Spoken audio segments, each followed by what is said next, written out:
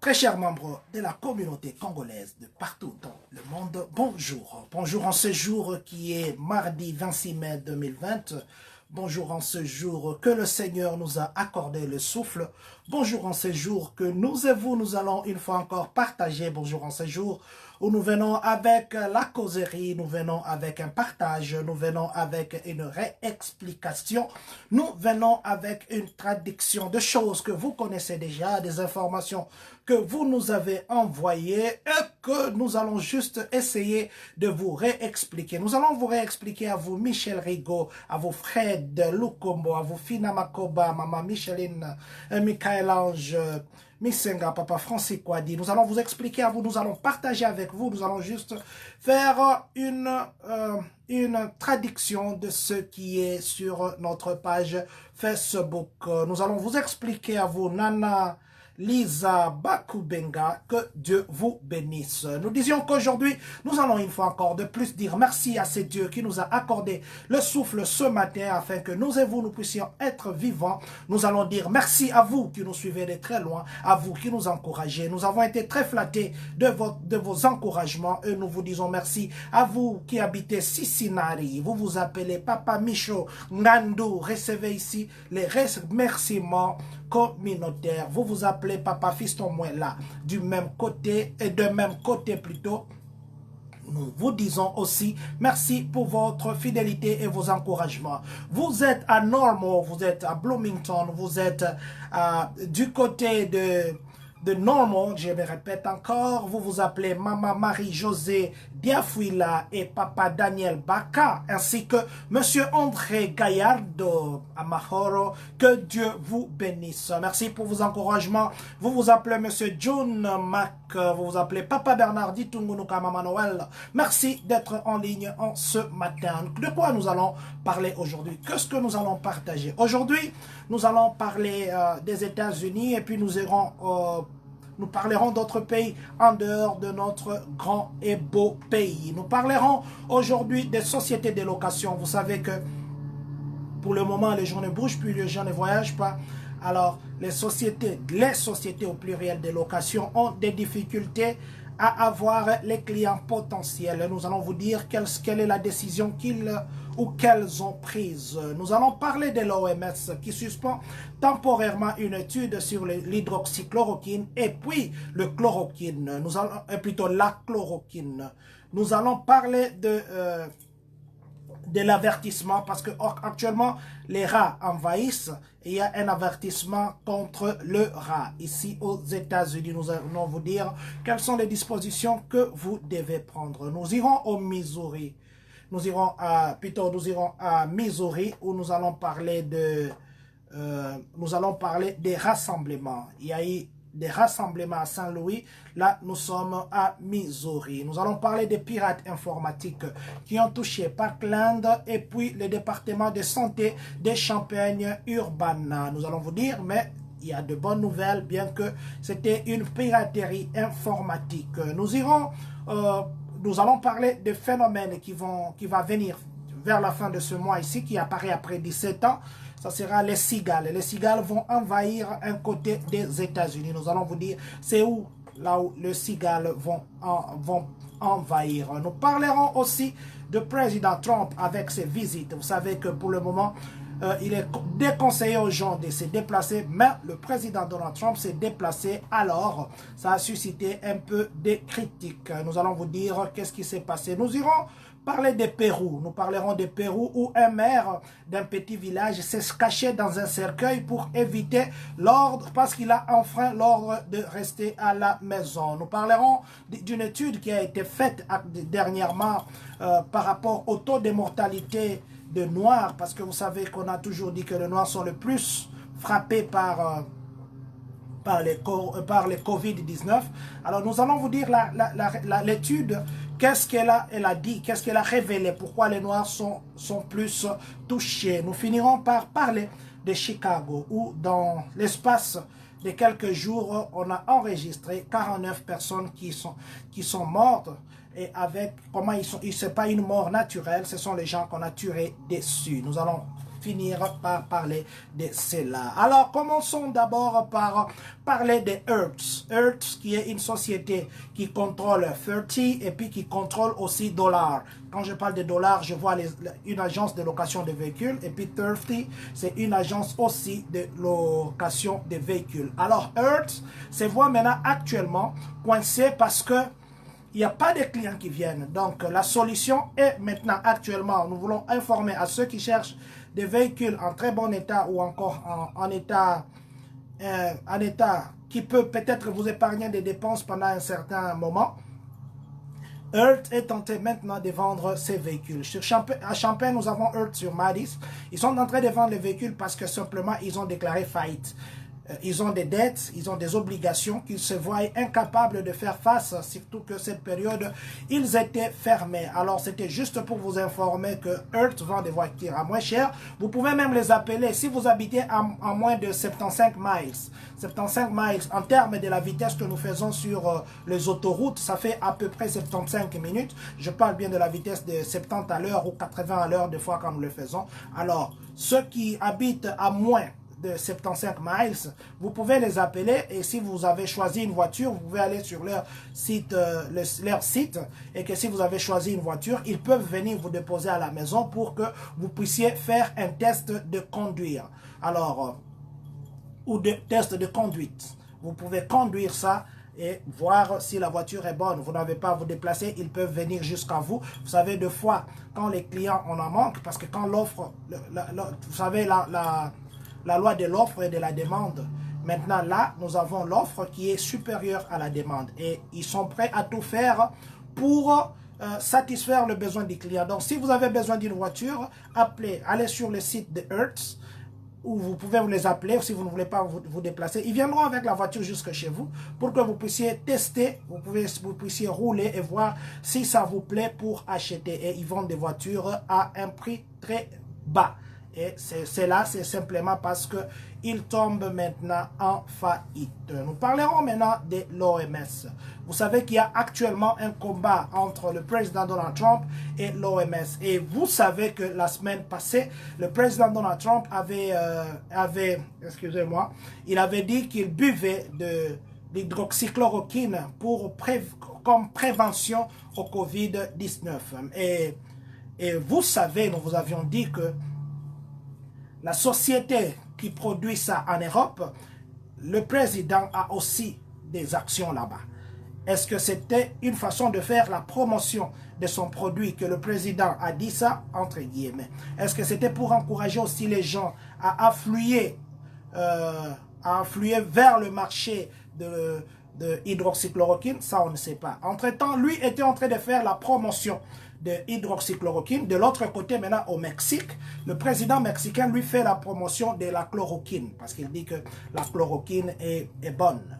Mais maintenant, l'OMS a dit qu'ils ont fait des recherches à plus de 400 hôpitaux et dans 35 différents pays. Après leurs enquêtes, ils ont trouvé que les gens qui consomment la chloroquine, quand ils sont contaminés de COVID-19, ils meurent. Donc, pour eux, l'enquête, la conclusion de l'enquête s'est avéré que l'hydroxychloroquine comme traitement pour le COVID-19, ça amène à la mort et non à la guérison. Mais ils ont souligné que l'hydroxychloroquine est très efficace pour la malaria et aussi efficace, la chloroquine aussi, c'est efficace pour la malaria. Mais quant à dire que pour le COVID-19, ils ont suspendu ça. Et qui dit suspendre l'étude, ça veut dire que bientôt, ils vont même, peut-être, nous ne disons pas c'est ça, nous voyons ce qui peut advenir, ils finiront par dire que la consommation de l'hydroxychloroquine contre le Covid est prohibée et puis on a refusé de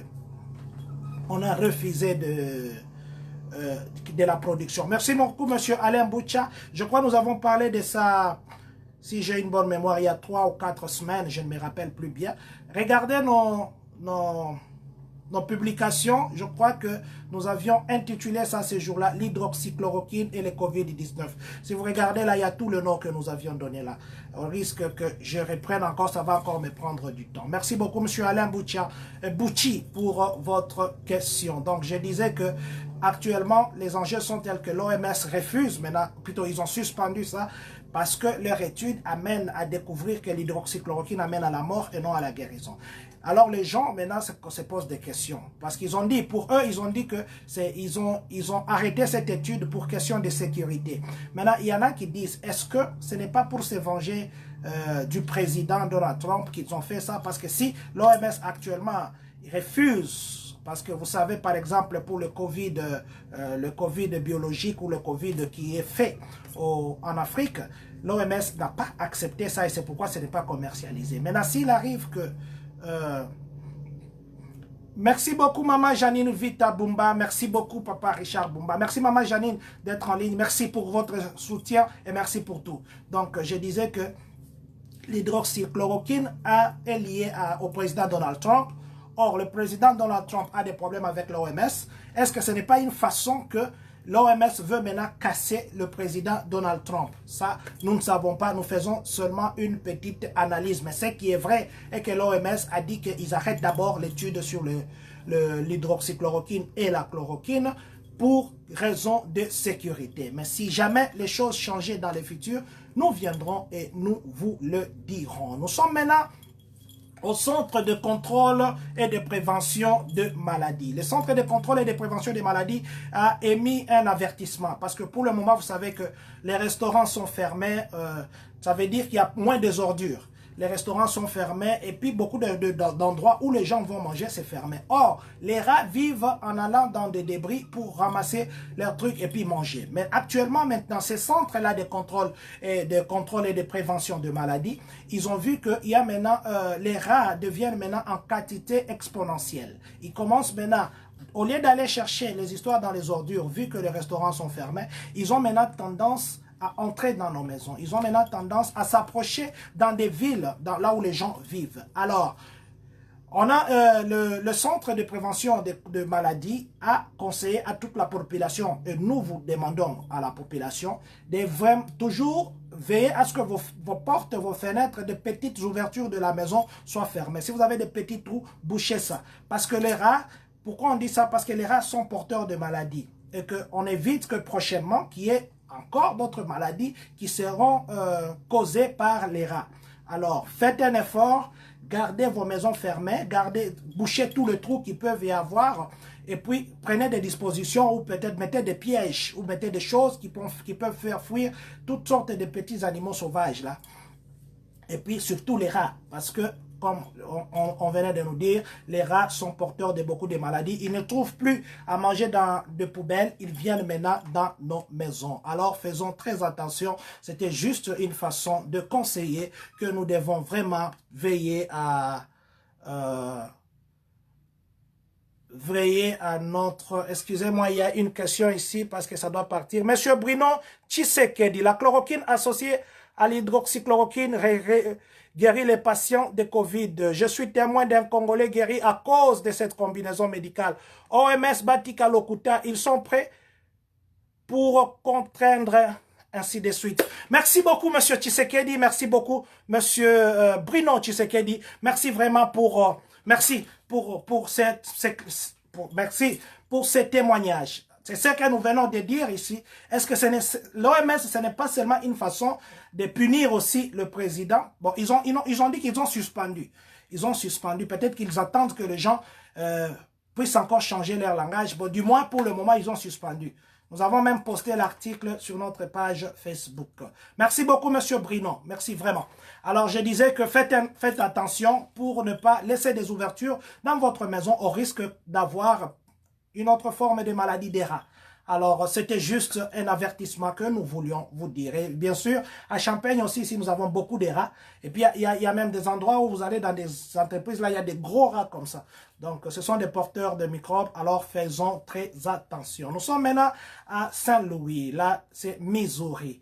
Saint-Louis, il y avait une vidéo hier qui avait circulé. Le week-end, les gens sont partis se baigner dans des piscines. Le week-end, les gens sont partis dans les lacs des Ozarks.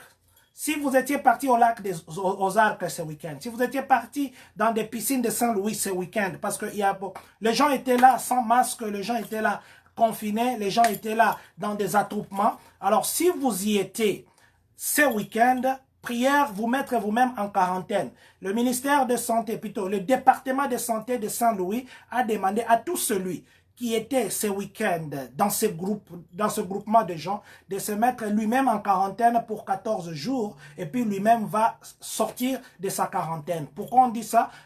Parce que vous ne savez pas si vous étiez en contact avec les gens qui sont contaminés, surtout qu'il n'y avait pas de masque. Ici aussi, nous venons encore renouveler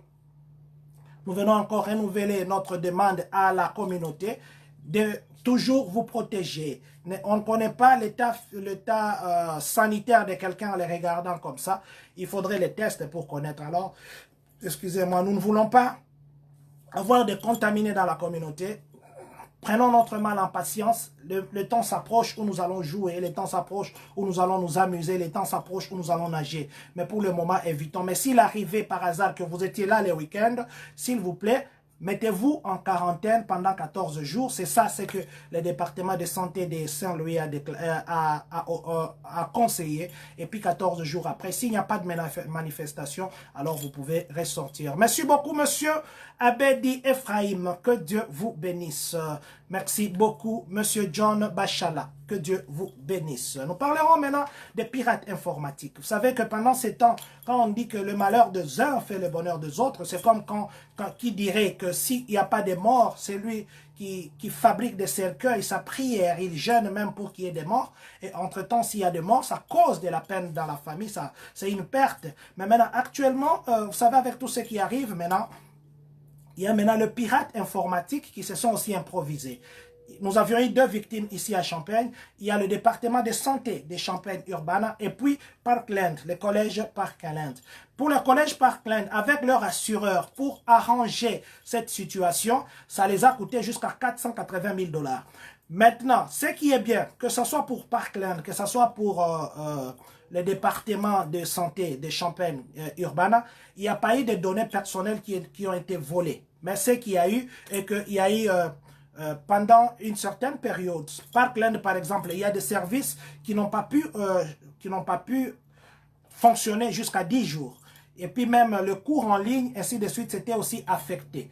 Le département aussi de santé, c'était aussi attaqué par des pirates informatiques. Et ça a fait, je crois, 3 à 5 jours sans que ça ne fonctionne. Il fallait encore parler avec leur assureur, tout ça pour trouver la solution. Donc c'est juste pour vous dire que soyez sûrs, vous qui avez les informations, vos informations médicales, vous qui étudiez à Parkland, c'est juste pour vous confirmer ici que à 100%, les 100% de vos informations personnelles n'ont pas été piratées. Parce que vous savez, si on pirate vos informations, les gens risquent de se faire passer pour vous et que ça risque peut-être de vous compromettre un jour dans le futur. Donc, nous voulions juste vous dire, les étudiants de Parkland et nous, le patient, ou nous qui avons l'assurance, ou nous qui partons à des hôpitaux et que nos informations sont gardées par le département de santé et que la piraterie informatique qui a eu lieu au début de ces mois ici, parce que au Parkland, c'était la fin du mois de juillet et puis le début du mois de mai. Et puis le département de santé, c'était au mois de mars.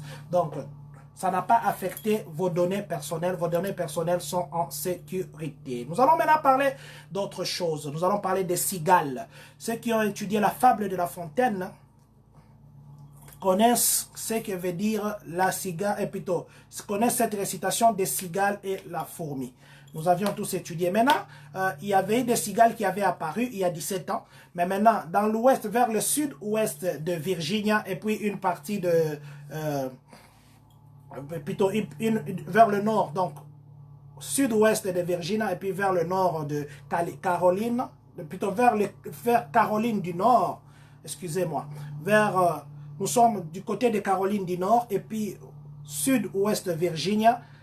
Vers la fin de ce mois, il y aura une armée, comme on appelle armée de cigales qui vont envahir, et qu'il y a beaucoup de champs, surtout ceux qui sont dans des vignes, et puis ceux qui font des vergers, ainsi de suite. Il y a beaucoup de ces plantes qui risquent d'être affectées parce qu'ils vont manger ça. Mais du moins, nous pensons que les gens prendront des mesures. Ça, c'est juste pour prévenir ceux qui sont dans l'agriculture, pour leur dire que, bon, pas ici à Illinois, du moins ceux qui sont au sud de Virginia, Sud-Est Virginia, et puis Caroline du Nord. C'est juste pour vous dire, préparez-vous, prenez des précautions, prenez des produits qui peuvent contrecarrer des cigales, au risque de voir vos efforts de plantation aller en fumée. Et c'est là, donc, la prévision, selon les chercheurs, la prévision de cet envahissement, c'est vers la fin de ce mois. Or, nous sommes presque déjà à la fin, donc dans quelques jours, on verra, on se verra envahi par des cigales. Des cigales. Je ne connais pas trop bien cigales en lingala, mais je crois que dans d'autres langues, on appelle gnégné, gnégné qui font gnégné. Donc, c'est ça, en lingala, à moins que quelqu'un m'aide. Alors, merci beaucoup, Papa Flore Ngolou, d'être en ligne. Papa François Akombo, merci d'être en ligne. Et que Dieu bénisse Maman Joël, la vase d'honneur. Nous sommes maintenant du côté de la présidence. Nous parlons maintenant du président Donald Trump. Vous savez que pendant ce temps, on a interdit aux gens de se déplacer. Mais le président, vous avez remarqué qu'il fait... de déplacement. Ce mois ici, rien que ce mois, il a visité les usines en Arizona, il a été en Pennsylvania, il a été il prévoit, demain mercredi, il prévoit d'être en Floride, et vous savez qu'il avait joué au golf dans son club privé en Virginia, il avait joué le samedi et le dimanche. Et maintenant, hier, pour la journée de Memorial Day, parce qu'il est de coutume que le président doit aller déposer une gerbe de fleurs quelque part. Alors, quand il est parti pour déposer au cimetière de ceux qui sont morts, et maintenant, hier, le président est parti au cimetière national d'Arlington et puis au fort historique de Baltimore. Alors, ce déplacement n'a pas plu le maire de Baltimore parce qu'elle s'est dit que ce n'est pas le temps que le président devait se déplacer parce que quand il se déplace pour venir par exemple à Baltimore, il a dit que ça coûte à l'État 20 millions de dollars. Et l'État n'était pas prêt à dépenser les 20 millions de dollars pour accueillir une visite. Et puis pour eux, ils ont condamné, ils ont dit le fait que le président puisse toujours commencer à sortir, le président puisse être dehors. Alors Bernard Jack, qui est maire de Baltimore, a dit que non, ce n'est pas bien parce qu'il donne un mauvais exemple aux gens. C'est une façon, les gens vont dire comment vous nous demandez à nous de rester à la maison et le président est toujours dehors. Et c'est comme si le président faisait passer un message de dire aux gens que vous devez sortir, il n'y a pas de danger, vous devez sortir. Alors le maire de Baltimore a beaucoup condamné ça et bien que le président était là, bon, mais du moins il a condamné, il a dit que non, ce n'était pas le moment que le président devait sortir, il devait montrer l'exemple, il devait rester et puis pour que les gens ne puissent pas aussi suivre l'exemple qui n'est pas d'ailleurs bien, c'est un mauvais exemple. Et comme vous le savez, il y a peu, le président avait qualifié, Baltimore de gâchis investés des rats et puis de rongeurs. Donc, il a considéré ça comme un gâchis. Gâchis infesté des rats et puis des rongeurs. Vous savez que le président, des fois, quand il est fâché ou quand il trouve qu'il veut imposer une raison, il a un langage qui, des fois, ça dérange les oreilles des gens qui sont autrement éduqués. Mais du moins, c'était ça. Donc, c'était juste pour vous dire que maintenant, le président se déplace trop, mais ce n'est pas trop apprécié par tout le monde. Et surtout, hier, le maire de Baltimore, c'est vraiment beaucoup plein. Nous sommes maintenant du côté de Pérou, où dans un petit village, le maire, lui, a trouvé, parce que pour le moment, vous savez que le Pérou aussi, c'est beaucoup frappé. Nous avons au moins 100 000 cas confirmés et puis plus de 3 000 morts. Alors, les gens, la population de ces petits coins, ils ont commencé par pousser leur maire qui s'appelle Gem Rolando Urbana Torres. Ils ont demandé à Gem Orlando Urbana Torres de renforcer des mesures, mais lui n'a pas voulu. Il ne veut pas. Il y a des morts, il y a des ceci. Ils ont même demandé qu'ils puissent construire un endroit où ils peuvent mettre les gens en quarantaine. Mais le maire ne veut pas. Alors, qu'est-ce qui est arrivé? Le lundi passé, pas hier, le lundi passé, le maire est parti boire avec les amis. Il est parti boire et maintenant, la police a remarqué qu'il y avait des gens dans des débits de boissons. Ils sont venus pour faire leur vérification. Alors, quand les gens ont vu la police, le maire et ses amis ont vu la police, ils se sont cachés. Maintenant, le maire, lui, a trouvé bon d'aller se cacher dans un cercueil. Il s'est caché dans un cercueil, il a dormi avec son masque au visage. Et ses amis se sont cachés dans des tiroirs. Maintenant, la police est venue, là où il y avait des cercueils.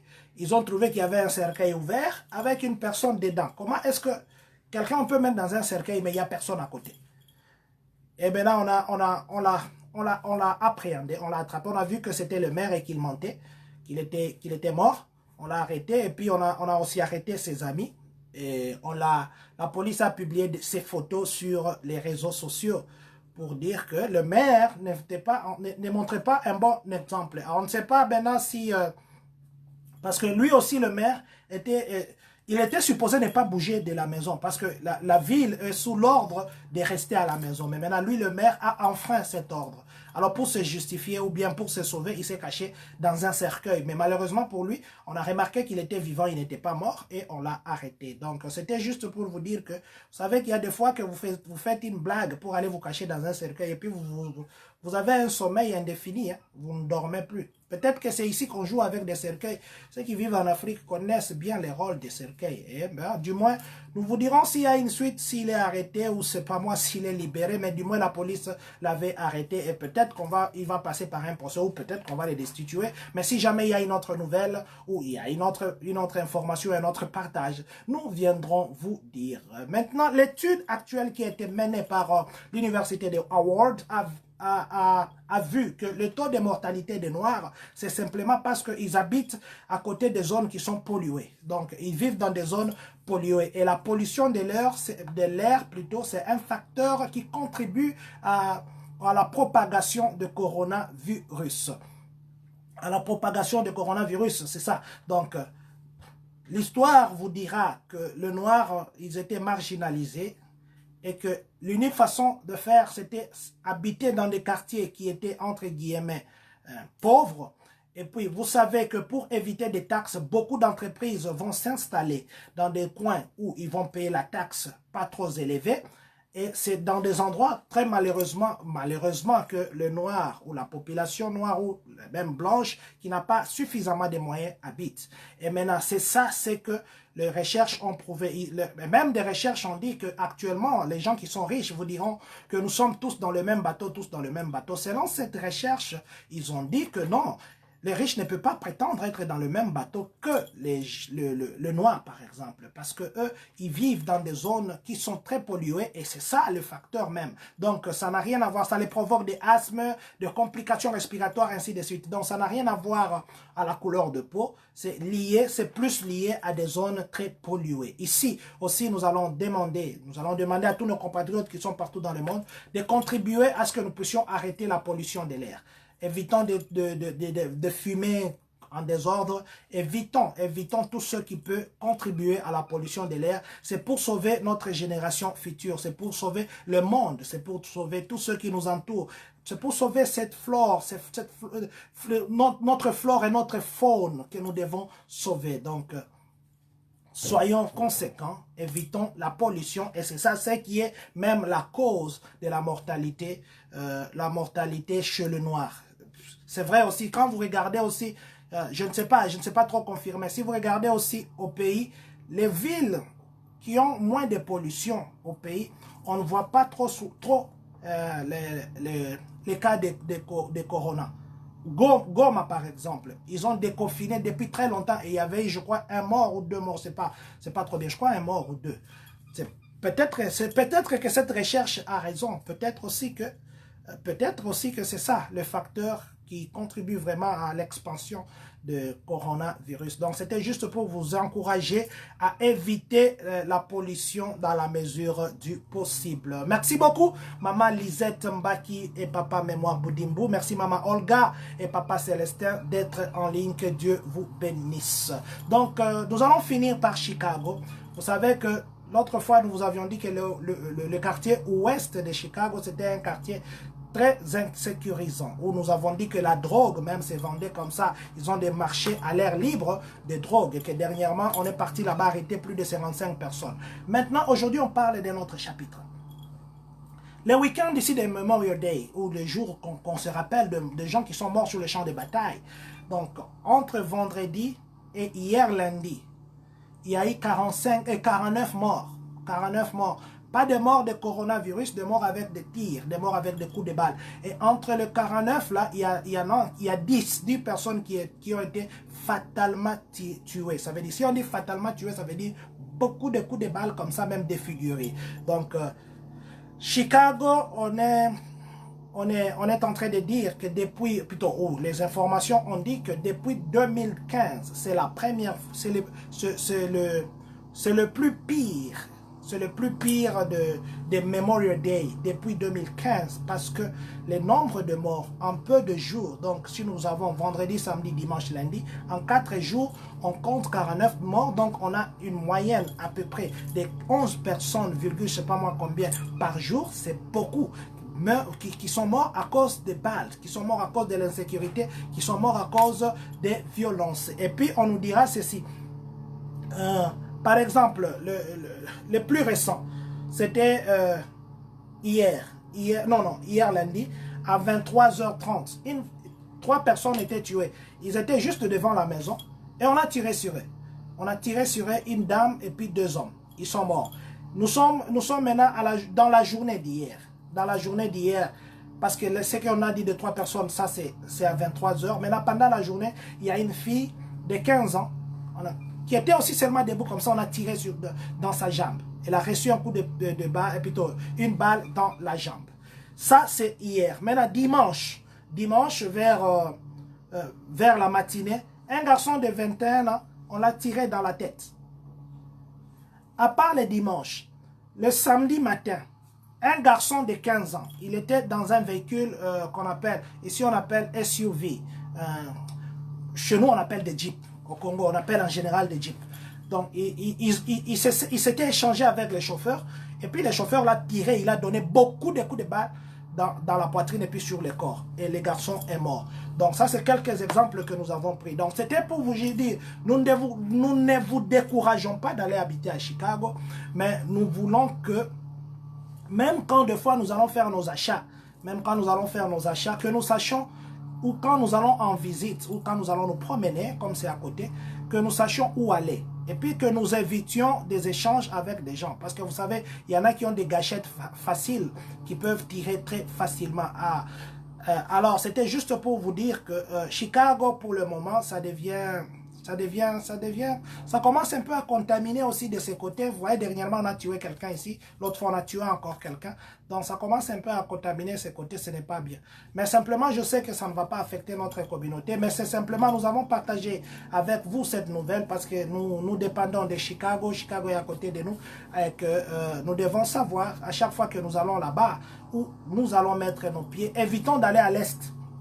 Et plutôt à l'ouest, évitons les quartiers ouest, et faisons nos achats, faisons nos promenades, mais tout en ayant beaucoup de limites, parce que on ne sait pas qui a quoi dans ses poches, qui a quoi dans sa voiture. Alors faisons très attention.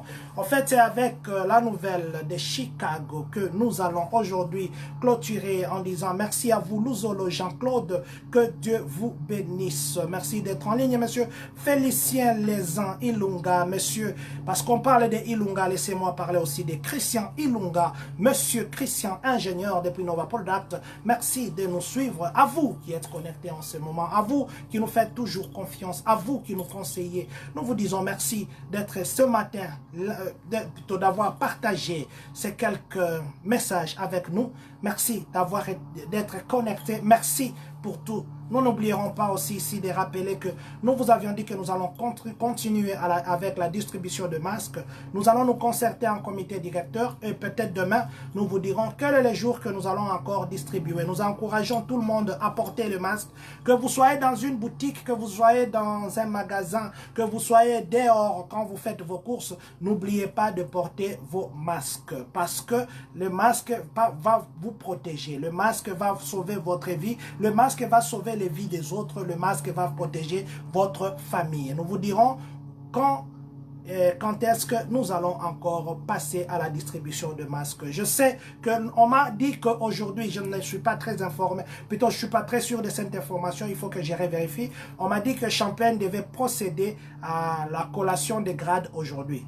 à moins que je me trompe. Mais du moins, c'est la dernière information que j'ai. Si jamais c'est tel est le cas, je demande à tous ceux qui travaillent dans le secteur de l'éducation des Champaignes de bien vouloir nous en informer pour que nous puissions, dans la mesure du possible, dire juste une félicitation à nos lauréats. Merci infiniment d'avoir été en ligne. Nous n'allons pas oublier encore de rappeler que notre rendez-vous, c'est chaque jour entre 10h30 et 11h juste. C'est cet intervalle. S'il arrive que nous changeons l'heure, nous allons vous communiquer. Et aussi, nous vous encourageons à vous abonner sur Kochak TV. Ça sera une façon pour vous de soutenir notre comité qui ne demande que votre abonnement. Vous n'avez pas encore trouvé cette page, dites-nous, nous allons vous envoyer par message pour que nous puissions faire une force dans la communication. Il ne nous reste qu'à vous dire que Dieu bénisse la République démocratique du Congo, que Dieu bénisse les États-Unis d'Amérique